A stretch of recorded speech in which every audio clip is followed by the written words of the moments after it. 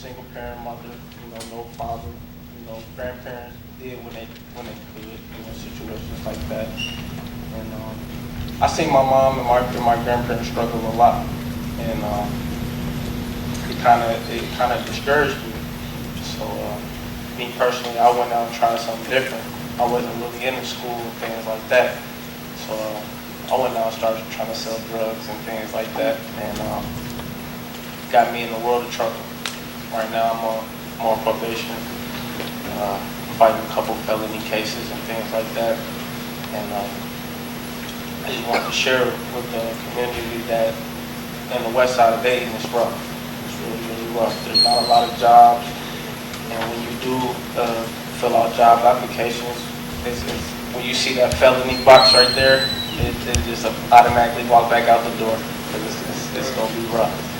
And another thing I want to share with you guys is basically, I'm sorry, I'm kind of nervous, so I apologize.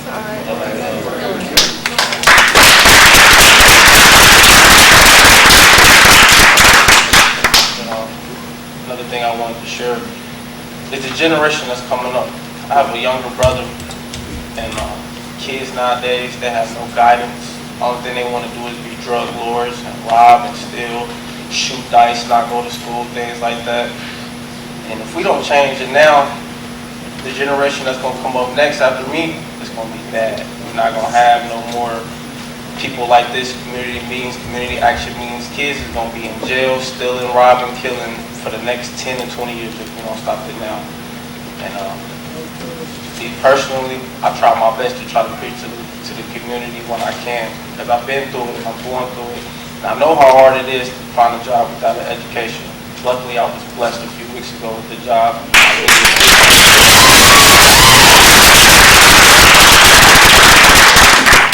But west side of Dayton is really, really rough. And if you and nowadays when you're outside, if you ain't fighting and robbing and stealing, you're not cool. So if we can find a way to come together and change that, I think we can better our community.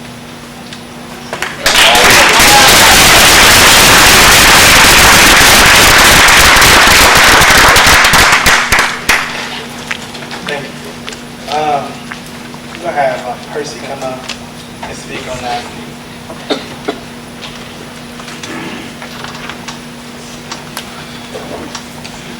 Good evening, everybody. Good evening.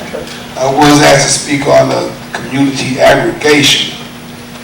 Before I do that, though, Mr. Prentice asked a question, and in my personal opinion, yes, there is that action be taken, not only from our elected officials, but from those in the community who are most able to help us create those opportunities. November 5th of 2013, we, the people of the city of Dayton, voted for city commission to negotiate on our behalf to get lower energy costs, to negotiate with different energy companies around the United States to offer lower energy costs for us. That is all good, but if you look on the west side of Dayton, which I'm sure many of you have, there's a lot of empty places that could be used. One of the things that I suggested to them last week was that we, in the RFP, we include in there something that says that will help bring jobs, especially to that area. We are, of course, spending our money to keep our lights on, so on and so forth, so we should try to benefit from that. Also, one of the things I suggested to them is that we somehow get green energy. A few years back, I was listening to National Public Radio, and a young man was on there talking about how within the next 25 years, green energy being wind, solar energy, becoming the job opportunities in America. And I suggested that, and he said that within the next 25 years, our children are not going to be ready for those new opportunities. And I suggested that we probably put something do something to change how our curriculum is. After all, as Dr. Cornell West said, and I'm paraphrasing here, as far as is concerned, if you can, please talk to city officials, write letters, do whatever it takes. All I can say is think of Toledo. I don't want to say think of Dayton. Thank you.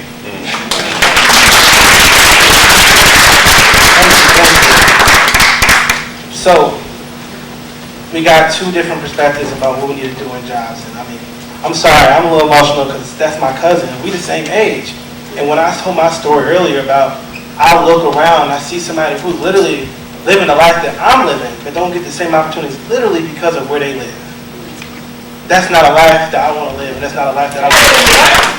So for employment, we are asking, matter of fact, we're not asking, we are demanding that the city, county, and the Chamber of Commerce encourage businesses to hire individuals in areas that have been identified with high unemployment rates.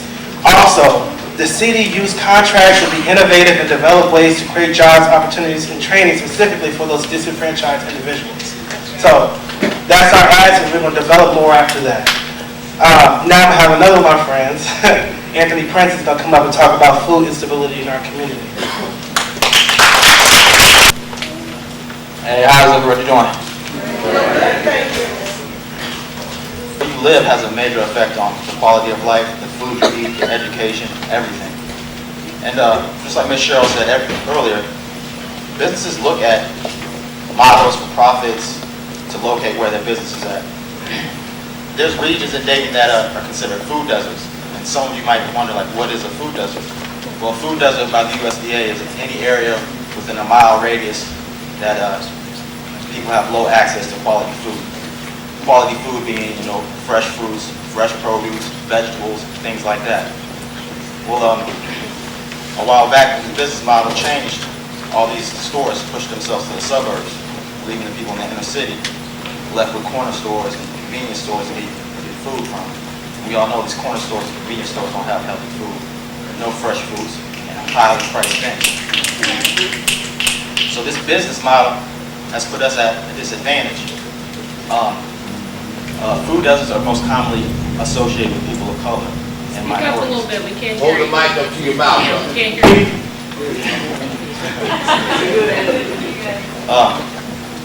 People that reside in food deserts have the highest level of obesity. Food deserts are also linked to people of color and other minorities, and this is no coincidence. In Dayton, the western region of the city is one of the most disadvantaged regions, and just as food goes, the further and further out you go, the more disadvantaged it gets. To be a person, to have access to a grocery store, one thing such as transportation can have a major effect on this. But if you lack transportation, what do? Your mode is walking or using the bus. I don't know about you, but I couldn't imagine myself, even at my age, walking to the grocery store a mile and coming back with groceries for the week worth of groceries. It's just not feasible. The health effects. Those children living in food deserts, they suffer the most. The obesity level just runs rampant with them because it's much easier to go to McDonald's and buy a $1 hamburger than it is to go buy, what are you going to get at the grocery store for $1? In the city of Dayton, 34% of the Dayton population, including 15,976 children, live in these areas underserved by grocery stores. We're trying to mediate this. There's things going on right now like community gardens, things like that. But we're asking that a food co-op be started. And some of you might say, oh, well, what is a food co-op? Well, food co-op is basically a community-ran grocery store. No more big business models that don't care about the people. You need stuff that's for us and ran by us. This will help us get job experience, things that we need, supply chain management, things that we can do and help catapult ourselves into society. So what I'm asking is you guys, you invest in the city to develop just two food co-ops in the western region of the city.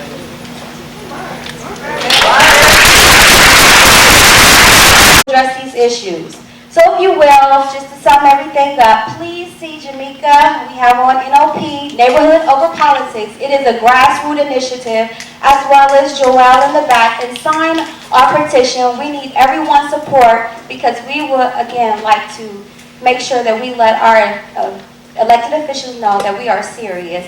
And it is a great time. This is election season. There you go. So thank you very much.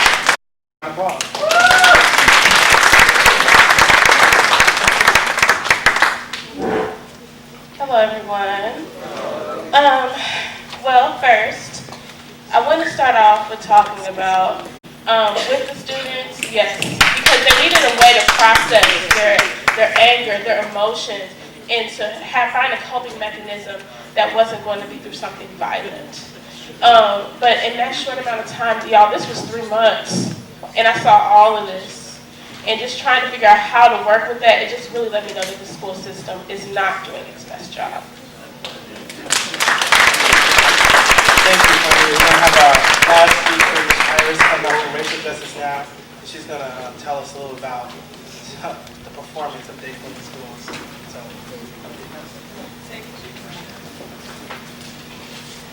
as he indicated, my name is Iris Blanchard. I'm with Racial Justice Now. Racial Justice Now is a community-based organization made up of educators, parents, youth, clergy, and what we try to do is point out systemic racism that is permeating our community. Can you hear me? I'm sorry. Now we can. Okay. So we're basically dedicated to fighting institutional and systemic racism. We're specifically targeting our school systems. What we are finding within our school system is that, and what we're trying to do basically is raise the awareness about the harsh disciplinary actions within our school systems that are actually pushing our children out and criminalizing basic childhood behaviors. As we know, if children are not in school, what is happening is that they're being pushed out and they are pushed into the school to prison pipeline, which you probably have all have heard of at this point. So what Racial Justice Now, what we are proposing and what we are demanding at this point is that, and we're working specifically, targeting at this point, Dayton Public Schools. But as the young lady indicated, Trotwood schools and other school systems as well, particularly a lot of the charter schools. We also are finding some difficulties, particularly within the charter schools. What we're finding is that they're taking our public tax dollars, but those students who they do not want, they find a way to push them out. So we need to be holding our charter schools accountable as well. So we're going to be looking at that piece as well.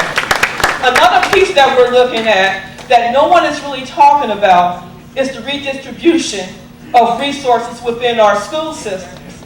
Because when we try to hold our school systems accountable, we got to look at it at a state level.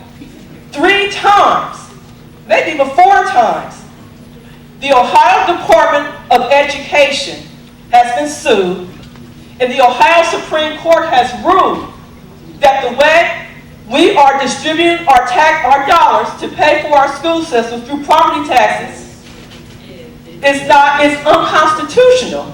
But yet no one is holding them to the fire. So when we talk about the school system, such as Dade Public Schools and things of that nature, and we also see our tax bases eroding, all that's doing is pushing our children further behind. So we need to take a multi-layer approach in terms of how we not only deal with our school systems, but we also need to do it at the state level as well. Most recently, Racial Justice Now, we represented Dayton, Ohio, at Washington, D.C., so we also taken our fight to the federal level as well.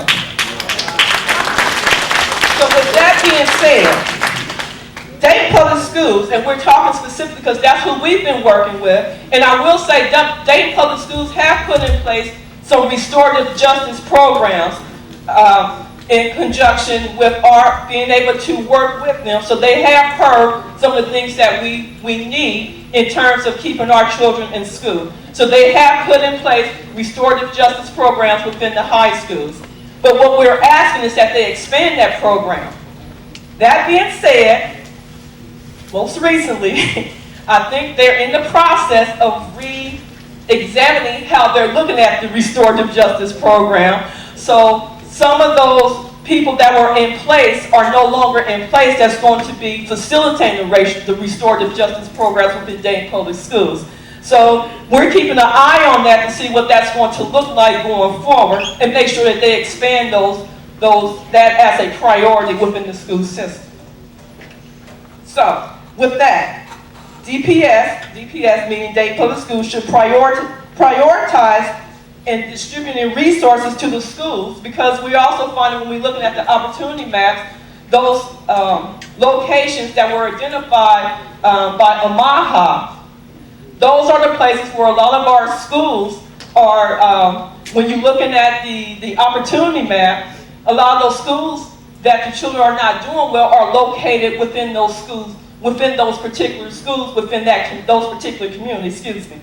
So it's at 6 o'clock, and he's going to be assisting parents or whoever needs the information insofar as what are some ways in which we can hold school systems accountable when they're not meeting the needs of our children, particularly children that are on IEPs, children that may need some additional assistance, so they'd be able to assist with that. Thank you. Thank you so much for dropping the knowledge on us. Thank you. We need that. So we're going to move into our call to action. Like I said earlier tonight, we're not here just to speak about the issues. You know, we in the church, but we're going to do some work today. And we're going to do the work in the church. So, okay, we're going to have Father Ben come up and do our call to action, then we're going to get out to our groups and do this work. Is Father Ben in the building? Okay. Look at, oh, there you go. Clap it up for Father Ben.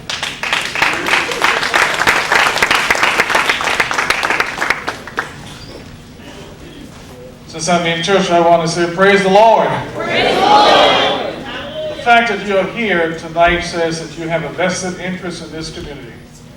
You've heard about health care, education, housing, and all the stuff that affects all of us.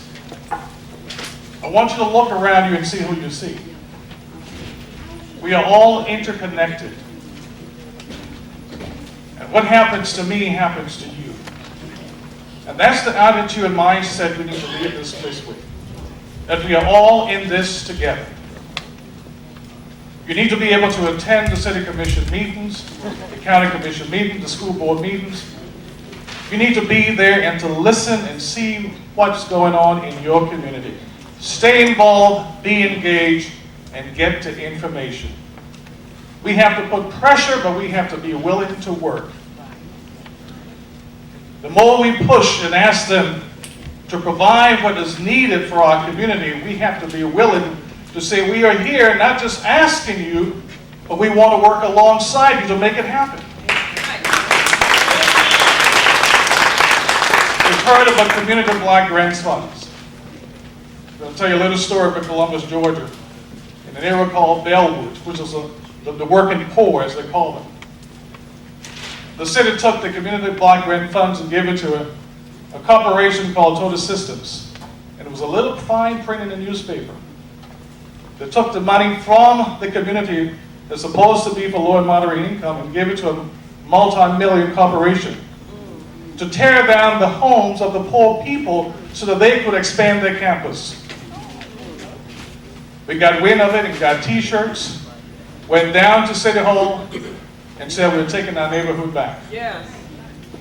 And they were embarrassed. We called the press and got every penny back. Yes.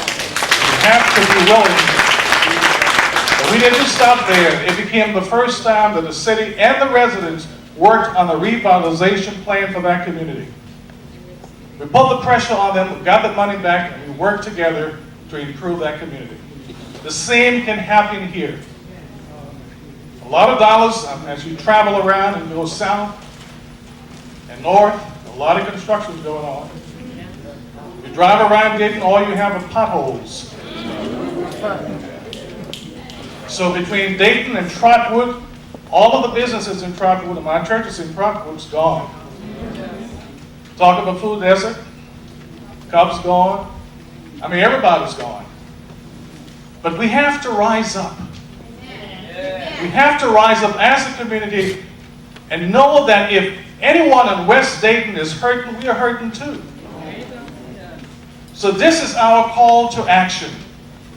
That we must first be engaged and commit ourselves to work to make it happen. Not just talk about it. It's time to work. It's time to put pressure on those who have the resources, but to let them know we have the will. And we're going to work alongside them if they're willing to work with us. And if they refuse, we will continue to put pressure on them. But know who your neighbors are. And if you can help an elderly neighbor cut her grass, then do it. Child, change their life, we've done something. So please stand and be committed tonight. And ask God to give you the strength you need to effect change in this community. Let's not just talk, my people. It's time for action. God bless you. Open space. So a lot of times when you go to meetings like this, people come with an agenda, they want you to do certain things, they want you to get things done that they think are important. But we're not going to do that tonight. We're going to put up some things that we've talked about, and we're also going to allow you to create spaces to do the conversations that you feel are important too. Because we need to attack this on a multifaceted approach, all right? Okay? Can I hear all right? Are y'all here? Are y'all ready to work? Okay, let's get started then. So, like I said, I'm going to name 1, 2, 3, 4, 5, 6 conversations that we heard tonight that we want to work on. And then after I name those 6 conversations, I want y'all to spit out some conversations that you may want to have. And if you spit it out, that would mean that you're the facilitator of the conversation. It doesn't mean you own it, but that means that you will be the person that leads people through that conversation. Does that make sense? Yeah. Okay. And takes notes. So be a little legible. Okay. So the first thing that we talked about was, one of the things we talked about is reading. And how the lack of reading in our third grade guarantee. So one of the ideas that came from our members was to think about books and barbershops. Talking about books and barbershops and how we can develop that program and what that may look like. And that's going to be led by Darshil. Food co-ops, create grocery stores that are ran by us and are led by us. So please stand in this corner or go and see Erica about food co-ops. We'll talk about her experience working in the day. Please stand back there with Mr. Brandon. Great.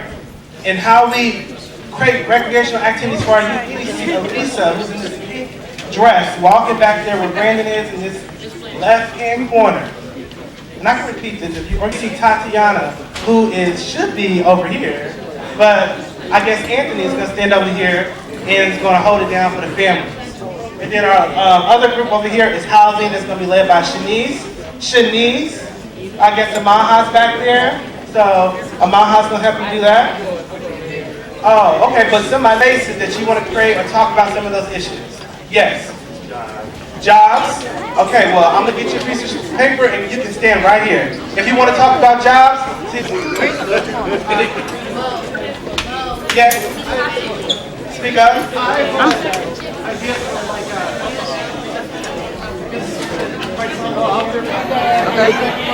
If they bring the books back, they do some substitute. The other side of it that we're finding out that when the kids get the student card, they really don't want the books, they just want 3 hours of food. So that's where we have to come in and try to encourage them to read. And we're finding out most kids don't want to read because really they can't. And that's why they don't want to look at it. So what we have to do is motivate the kids to the best of our ability to make the books fun. And even if we have to try to get them, like a lot of them aren't on their reading level anyway. So we get a one that's on that's in the 4th grade, but they're reading on kindergarten. So they really need to get a picture book, which is going to help them develop the words, tell the pictures, but we find that they're embarrassed. So the other part, right, yeah, so then what we have to work with is, and I used to be a children's, I'm the manager now, but I was a children's librarian. Okay. So what I would do is, and one of my favorite books is the Bear Bears Spooky Old Tree. I mean, that is so like low key, and I'm like 60 years old. But when I go, I tell the kids, this is my favorite book, and I read it. So they'll know as an adult, I'm reading that quote, baby book, and I try to motivate the kids to make them understand. No book is a baby book. If this is your favorite book, it is your book. It is not a baby book.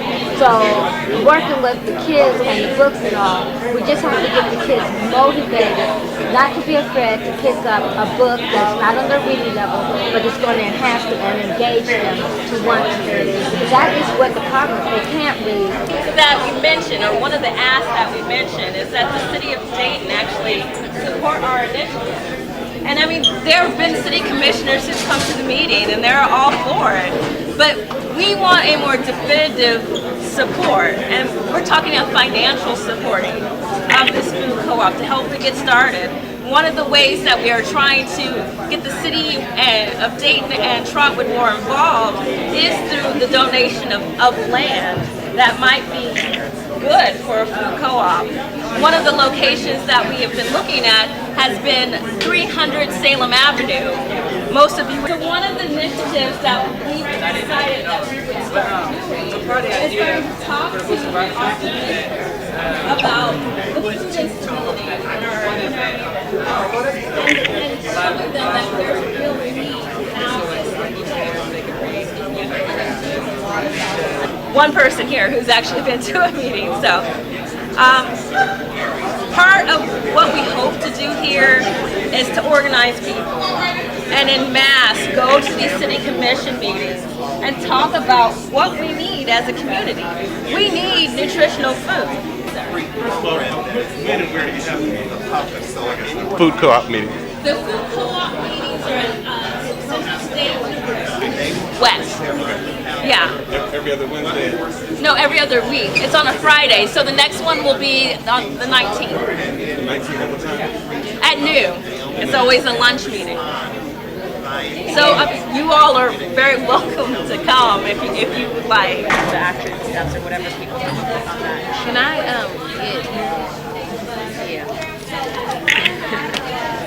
I don't know. Most of the time, 6 o'clock. 6 p.m. 6 p.m. Because it doesn't work. That's why I said okay. Does it work? Yeah, you might have to put it on the ground and write it because sometimes it's like, because you're writing sideways. Right. Alright. Alright. So did you want to... Hi, Does Cy have a library card? We have library cards to buy every county. Green County, Dayton Library. We just start going to the one on Oak Care. Is it in Hillsborough? Yeah, it's Cuban, but it's on to Troy. That's probably ECU one.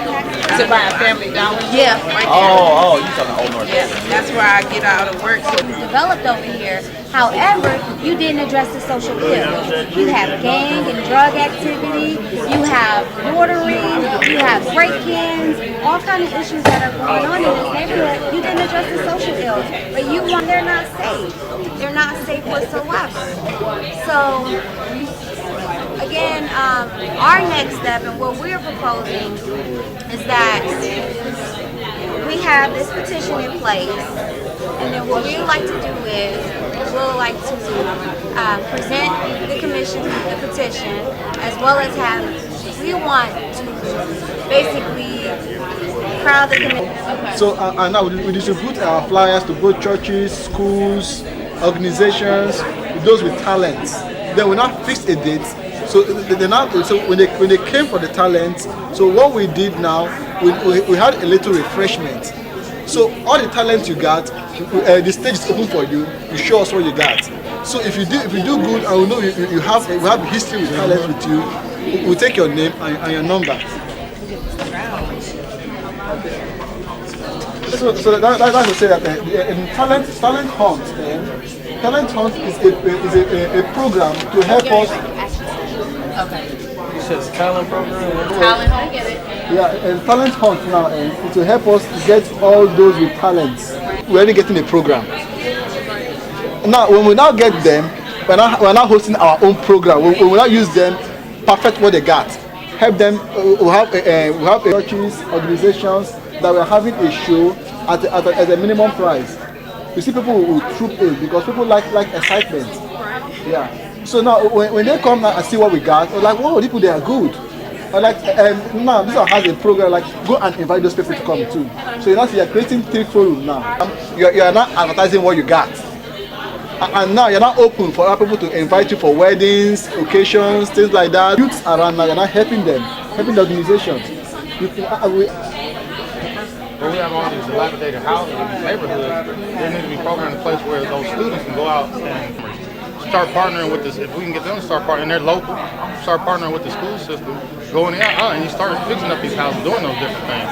Then those individuals can now either take over the business of those mom and pop or create their own business. That could be another part of my look at that as well. Blocks where I was required to get a job and then go and work in an area that was related to my degree. So if you could bring that down to the high school level, I mean there are limitations, but certainly there are on-the-job training kinds of things that you could do with these guys. Right now, the curriculum. I got five students in Dayton Public Schools. Actually, I just came from. I'm on the policy committee for Dayton Public Schools, so I know what the policy is. So this career advisor, what it is, you have to. They're going to have a curriculum that goes along with. We've essentially what happened was Ohio State installed its raised beds that were not functioning. So for the past few weeks, I've been working with the master carpenter, disassembling and reassembling these raised beds. We're now to the cubic yards of soil. We need wheelbarrows, shovels, people to populate those raised beds. Suzanne is in charge. Definitely, speak to me afterwards. Sure. Yes, ma'am. Have you all considered Trotwood, the city of? And they felt that the Old Town area would be the best place. I showed them Best Buy, certain courses at all. So there's nothing, and that's a something. problem too at the collegiate level when they get all different types of community people that you work with. So they're talking about that, about moving in that direction. And then too, it has a lot to do with others may come who can really deal with that right now. Back to your topic and get some more people because we only have a few more minutes left. But so I have your things written down in smaller ratios and different learning styles. Yeah, and we need consistency from the leadership. Okay. For example, first thing I ask, are they allowed to have phones? No. It's a totally separate program. Okay. So, but the library would be the hood. Okay. Well, how about if we did it like this? If people gave the books to us, we marked them attention winning, and then we make sure they make them over to you. Yeah, so and that then, way, that's right. Then I can get them where and then I can get them delivered to the hub. Yeah. Okay. And We can deliver it. Right. Yeah. And who's the contact person that we do for the different places where the books are going to be put? All they have to do is, they just need a contact number to say, hey, we need some more books. And then that contact person can actually call me and say, hey, that time, do you have any books? Or we're going to gather some books up. They are empty. Wow. And then we can pretty much work. But I'll do my best to get as many of the multicultural ones that's going to be relevant for our African American children as best of my ability. But at the same time, if we could get just the basic picture books. Be like one of kind of like the forefront initiatives coming out of this collaborative that can get people's attention really quick. And if you want to, in every book, you can talk about our barbershops and books, courtesy of the Miami Valley Coalition. So that helps is pushing the initiative so you get more attention. Street. I want you to walk that Anna. I want you to walk that Adelaide. I want you to walk that Philadelphia. Same thing. And we're going to hold our calendar for that. There you go. You walk these streets. Exactly. I wasn't here when Mayor McMahon was in office, but my dad, of course, was here because he was an engineer right past. And I was complaining. I would come in town to visit him, and I started seeing all the different changes, all the abandoned houses, the grass not being cut, and I kept saying, why? I mean, and then, so and you just mentioned outreach at the library. I didn't know the library had an outreach program. I mean, where do they go? Trust me. Excuse me. The Dayton Metro Library And we wanted to make sure everyone could get out in time to watch the game. And so we'll give you about, I know your conversations are more important, but we also want to respect the church too. So we'll give you about 10 more minutes to wrap up your conversation. Get some action steps written down on your paper. And we'll report back to the group in about 10 minutes. Hey, how you doing? Good to see you. Yeah. Never mind, you only have That information with us so we can put it together, compile it as a resource for people seeking jobs. This is where you can go, and these are the type of issues that they will address with services provided. books and reading is my forte. Have your representatives, when you're done, come up to the front so we can go over and just talk about the next steps.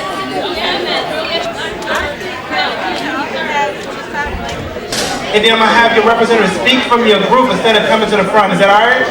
That makes sense? Courses, there are a number of initiatives in the area, in the city, and we all have pieces of that puzzle, but we want to bring it together. So for the next meeting, we're proposing to bring information on jobs so that we can compile some listing of jobs and job services that are in the area that we can give to people in the community. The second part of what we were discussing as an action step is helping with job development, resumes, cover letters, and interviewing skills, because we want to somehow bridge that gap between people needing a job and not having the skills, to help them to develop more skills so that they qualify for available jobs. Thank you. Yes. Oh, okay. I'm Winnie, and our group is called Books and Barbershop. Keep holding closer so they can hear you. Okay.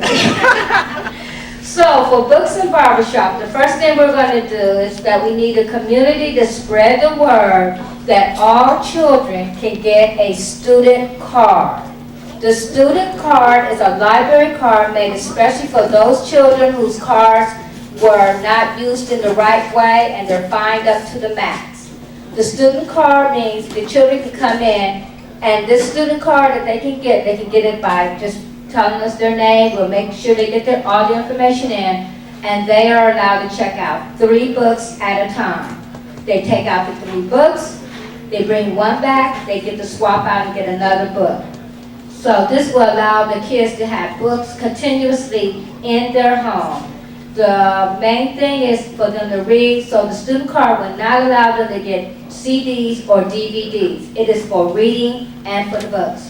The other thing our group is going to do and work with the library is we're going to establish some take and read sites where we will make sure that the books are put in business establishments, and if they can, while they're in these businesses, they can get some books, and we'll try our best to make sure they're cultural for our children. Yes, thank you. We have a food out group. Who's speaking to Erica? It could be Lindsay. Lindsay. She's gonna step Make it up. close so we can hear you. Okay, if everyone can hear me, we're talking about food co-ops and looking at Cincinnati's model as best practice for our model here in Dayton and what we would like to do.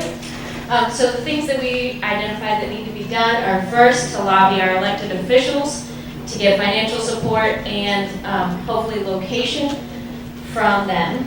And then second is community buy-in, where we need all the support of the community where these food co-ops will be serving.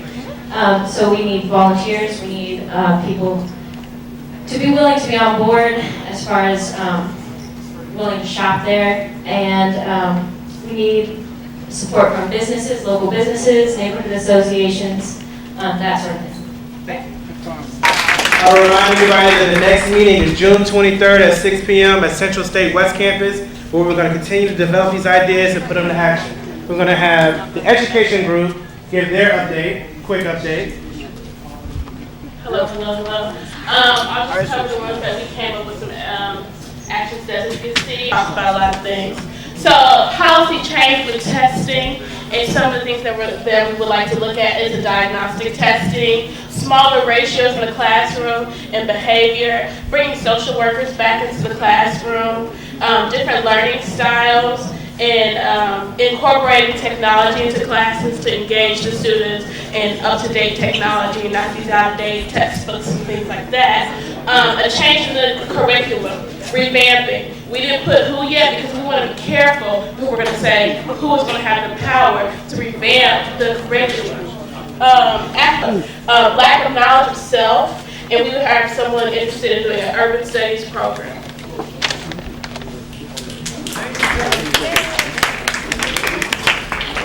Too quick for you? Yes, thank you. So we're going to have the youth recreation. So we want to make it very clear that it is the time that we start investing in our own, which means investing in our children.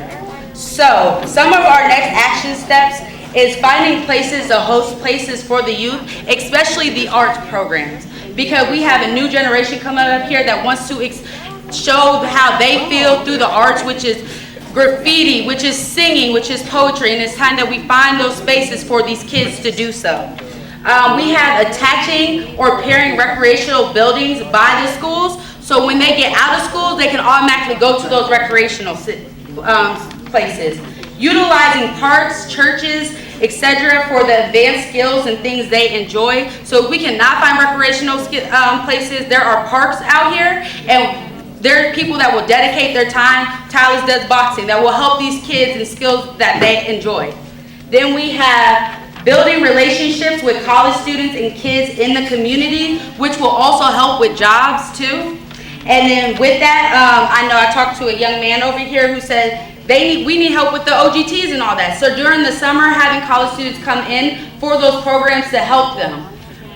We have also forming sports leagues for outlets for the young kids. So baseball, basketball, softball, cheerleading. So these kids can now, in Dayton, have places where they can go and just let out frustrations as well. So those are some of our next, helping with transportation, because these churches got these buses, these schools got these buses, so these kids not being here should not be excused. If parents gotta work, we got the transportation to get them there so they can get out of the streets and get out of trouble. Yeah. So these are some of our next actions. Yes. Is to attend the June 23rd meeting at CSU at 6 p.m. From there, we will develop more steps, and we are also going to commit to making sure that we circulate the petition, get signatures as well as volunteers, and then we will also come up with the date so that we can actually present our information. And if you would like to join the housing group, then more information and more details will be exposed and explained.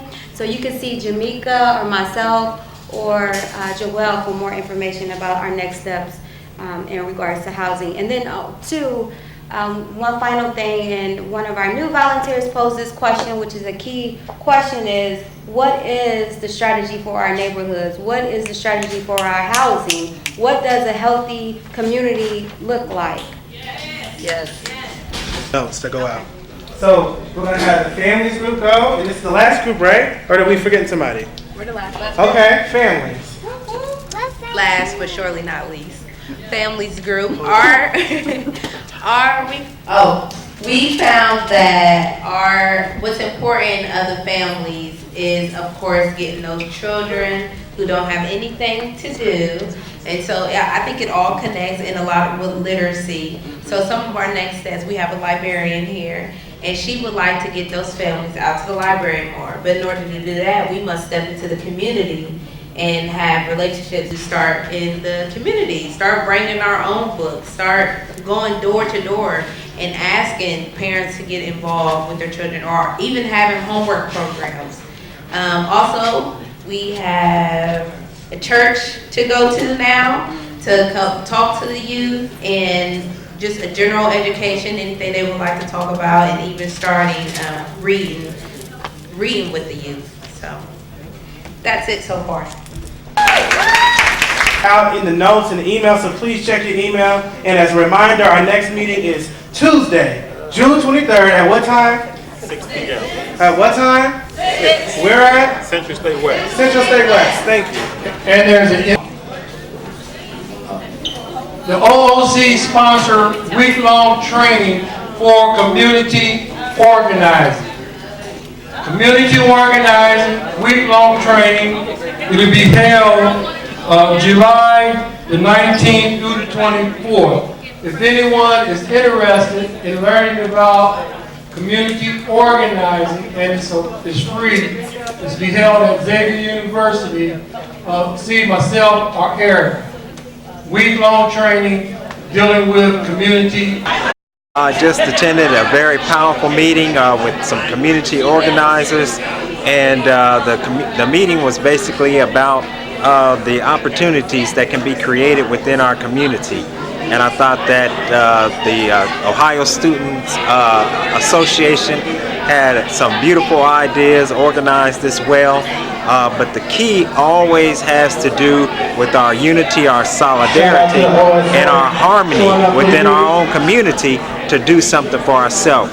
We have all the resources, we have all the educated individuals, the business individuals, the talented individuals, but what we lack right now is organization and unity.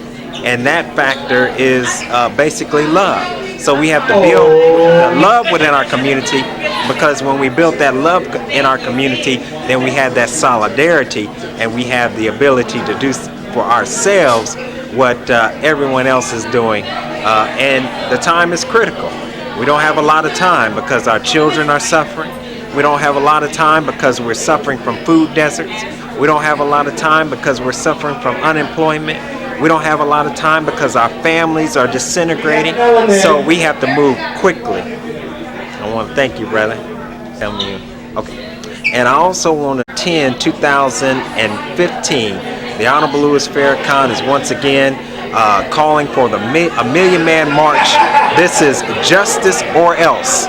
And a lot of people are frightened sometimes about that or else.